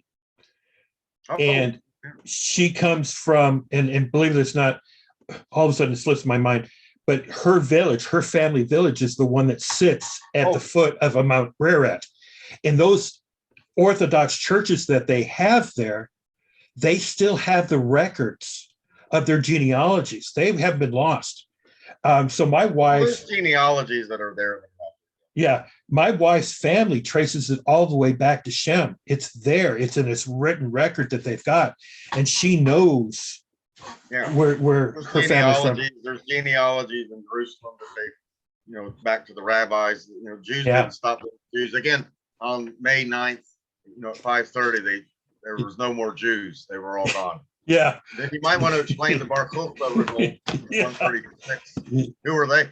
Yeah. Now there's 500,000. Joseph, there's a report was a Dio Casis that says 500,000 of that revolt, 136.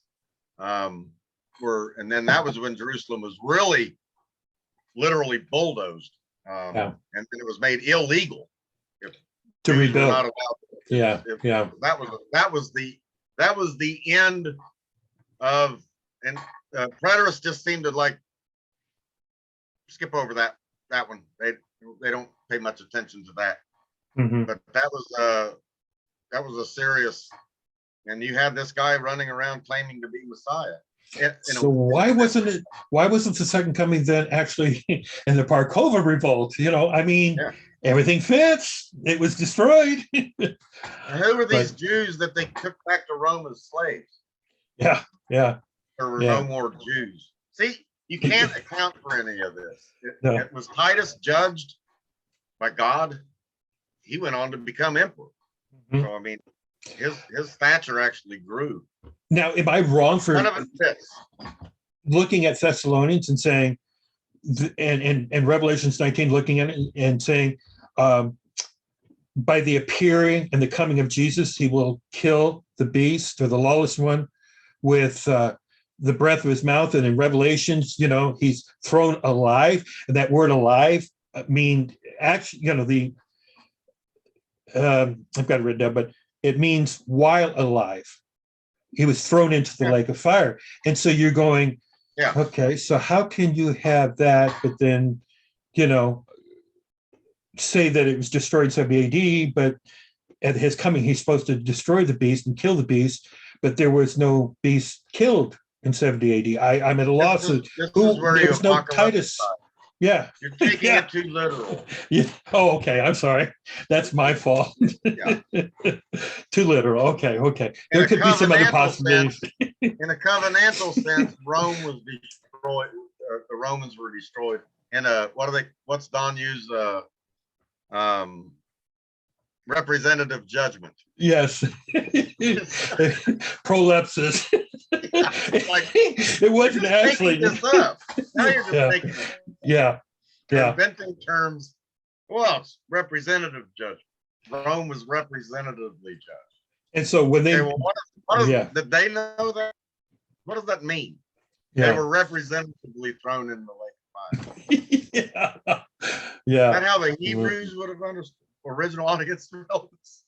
Because no one for 1900 years said it that way. So where's the audience relevant? Where's the audience? Because the original audience did not understand it that way. Oh boy, we're going to be in trouble here. Laughing too much maybe, but Well, Well, I it don't. needs to be laughed at. I've I, been so many years out of it now. I look back on it and I look, there are, and we can stop here, but there's yeah, the thing that makes hyperpreterism tick is that it can cherry pick and, you know, find a lot of preterist quotes, literature, 70 AD. You know, it's a lot of yeah, it's out yeah, there. Very, very important event. yeah. I don't know of anyone that, I mean, it's a staple in first century studies. So it's Mhm. Jewish, it's on the Jewish calendar.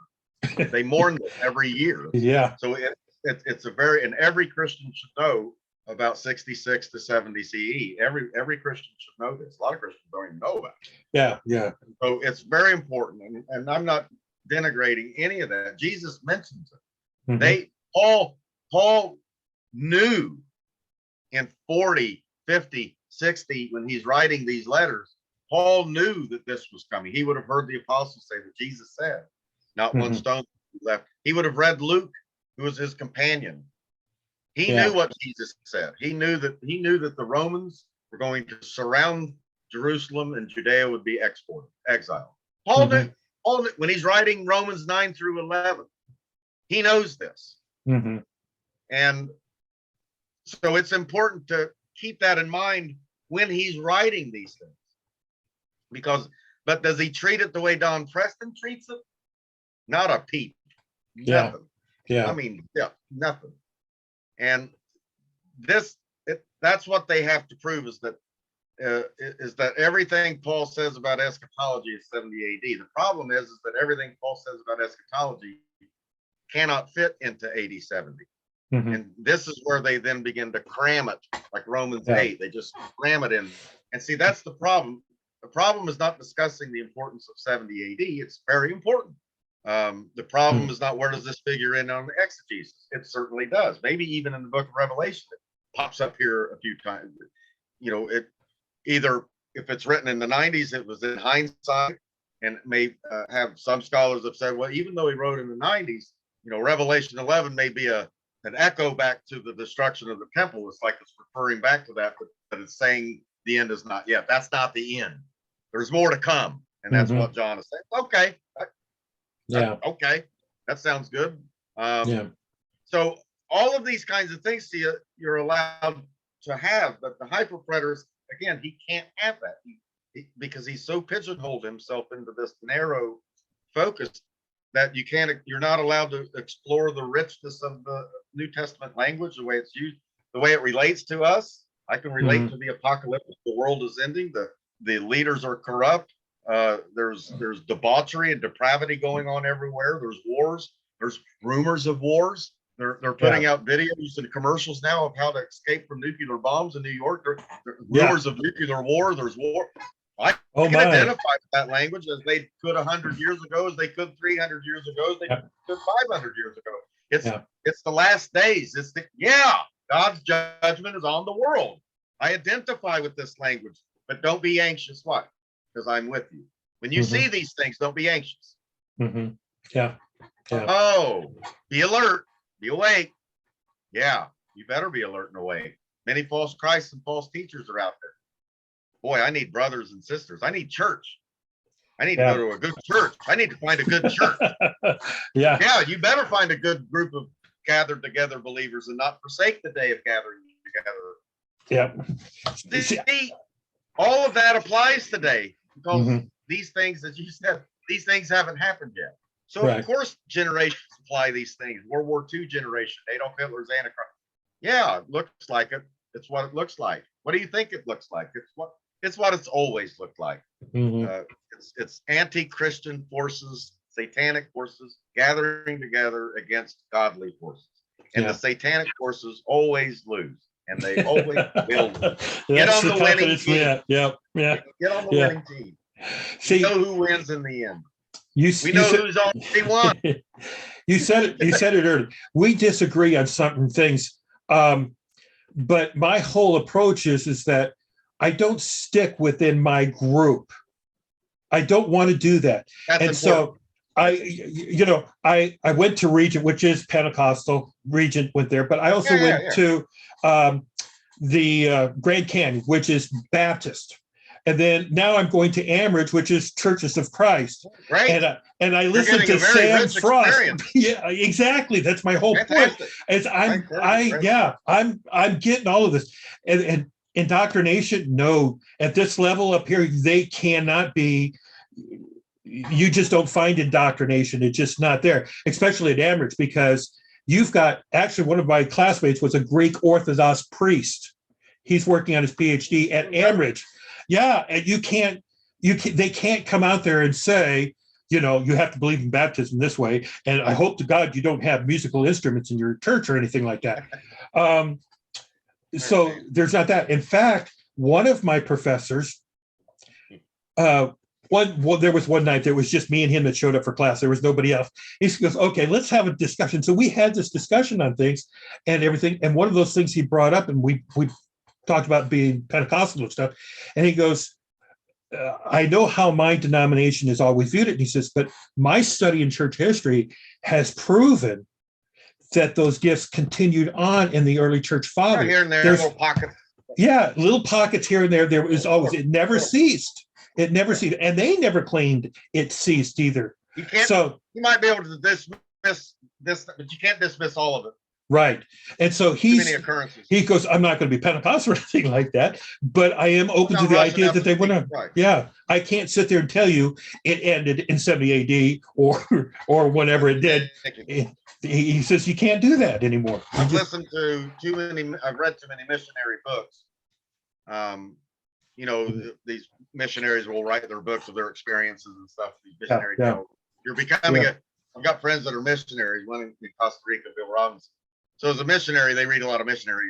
Yes. You really get pumped up. You're like, man, these guys are in the Amazonian jungle. These cannibals are coming after them. They preach the gospel, and all of a sudden they get saved, and it's just amazing. You can't dismiss all these stories, or stories of I didn't know a word of Korean, and all of a sudden Korean was fluently coming out of my mouth preaching the gospel. You can't dismiss all this stuff. There's no way. No. One of the you mentioned that one of the last things here. There's a couple that you got to research. It's a book, and two shall become 10,000. It's something. The book is written about they were missionaries. Theology about missions and stuff. Yeah, it's all about missions. Okay. This was missions to Colombia. And John and Jean Firth, they Baptist or Presbyterian or some, I don't remember exactly what but they were missionaries there for over 15 years. And they had maybe 5 converts in that thing, and then they were introduced to Pentecostalism. They were baptized in the Spirit. They were forced out of their things. Foursquare took them in, and immediately their church grew to $5,000-6,000, and it was one of the biggest works. And they tell their stories. And I had the pleasure. They came back on furlough, and I helped them when they were done with furlough. I helped them pack up and take all their stuff. Now, there's been a movie made about them, and the book has been written about them and what they did in Colombia. Very influential in that country back then. And send me a link. I like reading that. I'll find it. I got to sit there and talk with them while we packed up their stuff to go back. And the stories that he told, the things that he talked about, you're just talking about two of the greatest people you will ever. I mean, I am so blessed to have met them. I've met folks like that, and they're wonderful. Yeah. You can sit and listen to them. Yeah, it was great. Say a word. It was great. Yeah, that's what I did. I'm not saying nothing. Yeah, for an hour and a half, I let him talk. It was just the best thing. Because I had the luxury. One of the professors in college, when the theology light bulb went off, was Dr. Dow Robinson, and he was a Wycliffe Bible translator, and for like 20 some years, and he worked in linguistics and all this, but he would tell us stories and of just things that happened. And and this is such a dear lover of Jesus Christ. It just oozes out of his port. That's how I got really was because of him, because I saw something just completely different, and I thought, I want to be like that. That's the real thing right there. But the things that he was saying is, yes, God works that way. He doesn't always. That's not the normal, but Yeah. I'm not Yeah. a super cessationist. Right. My answer to all of that is I don't tell the Holy Spirit what he can and can't do. If Right. he wants to speak in a There's language out that you don't know, yeah, he can do that. That's whatever.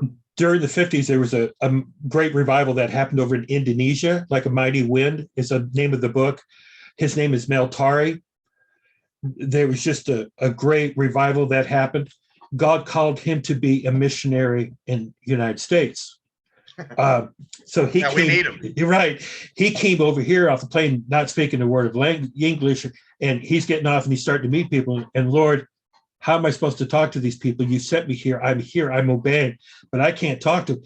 He said, open your mouth and say hi to these people. And boom, yes. And, Yeah. the thing is, I got to meet him. I got to meet him years ago. And that was another one. Me living out in California, there were so many people. Of course, Amy Semple McPherson and Rolf, her son, I got to meet him. I've had many conversations with him, and some of these other big Tabernacle is still out there, I think. Angelus Temple. Yeah, it's still there. I worked as a youth pastor for a little bit, but the temple itself now, they had some big problems. They haven't been able to find somebody to come in. Controversial. She was controversial. Right. Tommy Barnett has come in and taken over. They produced their TV show and all of that. The Dream Center is what it's called. He took over it. He's still holding his license with the Assemblies of God and preaching at the founding Foursquare Church there. That tells you what's going on over there. Yeah. I'm working with a denomination that I don't share the hierarchy views, and I let them know I'm very conservative. Westminster Confession of Faith, PCUSA, and they said, "Well, we don't care. We just want you to serve the Lord." And I learned, don't judge a church by its denomination. Yeah, you can't. Every church inside has people in there, and those people, you can't judge them by saying, "Oh, that's their denomination," so therefore I can write them off. Right. You don't know who's inside that, and that's a horrible thing to do. Yeah. Because I did that. I would see PCUSA drive by and say, "Forget about it," or tree hugging, liberal, gay, marrying. It's not going to happen. Yeah. And then you get to know the people inside, and you realize, oh, this is not what I thought it was at all. Yeah. I've known a couple of. There, I'm conservative. I'm not changing any of my views. Yeah. So I thought, well, this is great. So I've got a couple of. You can't get into this denominational stuff. Catholic priests that I met back there, and I just, when you meet them, the love of God that comes out of these men, it's just incredible. Yes, just awesome. I would just, and that's what kind of broke me of that idea, because that's what, my younger days in college and stuff, I met these people and just shattered my images. Yes. All the way across the board. And that's important because they're human beings. Yeah. So they have some wrong views and doctrines and this, that, and the other. But there's still, again, that unity that we have is not outside the boundaries of what we consider to be working with God. Yeah. Whereas, again, with our concern with this hyper preterism, this is not of God. This is a teaching and a movement that is not of God. It's not of the scriptures. It's opposed to the scriptures. It's not what the scriptures teach. It's not what history teaches. It's not what the church teaches. Yeah. In unity, in its unity. Yeah. Say what you will about all of our differences and everything, but we don't teach that. Yeah. And so we have to proclaim and say this. I want to let everybody in. I have wrestled with the idea of maybe we should. Maybe hyperpreterism is just another eschatology. It's evangelical. We'll let it. It's okay. Yeah. But then there's always something in the back saying, not this one. Yeah. And that's because it denies the resurrection of the dead. It denies the return of Christ. It denies the end of history. It denies new heavens and new earth. It denies progressive sanctification. It says that Jesus is not a human being anymore. He was burned up. It's just, and all Steve Basin, Roger Neubauer, the stuff he brought up in the beginning.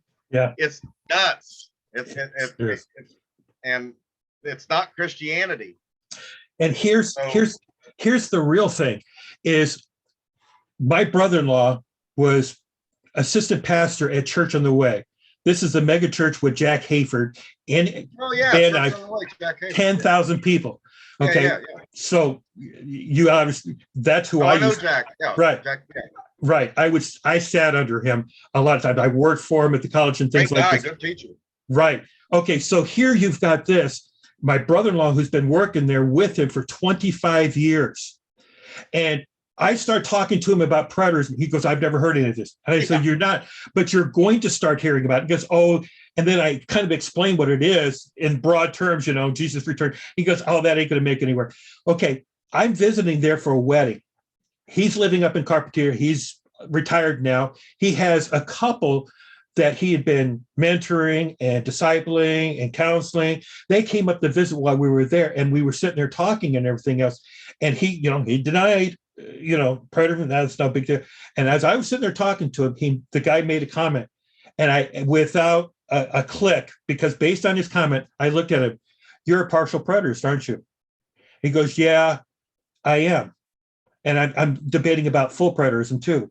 My brother-in-law looked at me and his jaw dropped to the floor. And I said, That's the problem. It's getting in here. And you pastors up in the pulpit are not aware of it and what it's coming in, because it's coming in through this back door of people who are going through deconstruction, reconstruction. They're questioning everything with what happened with Mars Hills, all these things that are going on. People are questioning back here, and they're starting to turn to it because you don't have the answers against it. Yeah. So that's the problem. That's why I do what I do. I don't like all of doing it, but I study much more than just eschatology. Yeah. It's just I've just accepted that God in his providence moved me out of this movement.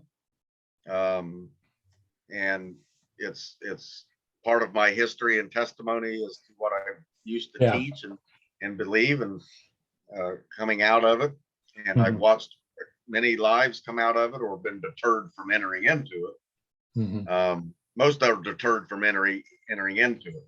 So there's a two-way function there with what we're doing is getting those out of it, and then deterring those who are looking, like your friend there, looking into it and saying, well, you don't want to go to partial preterism. I don't have much, whatever. But full preterism, you don't want to go down that. No, don't want to go down that. Yeah, we've got to give a reason for it. Nowhere. Yeah. Anyway, I do have to. Yeah, I figured that. We went on for 2 hours. I know. You know me. I love talking with you. I love learning from you and everything else. And so, I mean, if I did this every other weekend, it would be fine with me. But obviously, our times and stuff like. Limit my calls because they come all the time, and my wife is always. Yeah, and then I'll come up and visit you. She understands. I said, "You married. You knew what you were getting into." Yeah, and we just can't talk for 15 minutes. It ain't gonna work. And it is very important to spend, for ministers to have that quality. From different perspectives. All right, thanks. I'm stopping the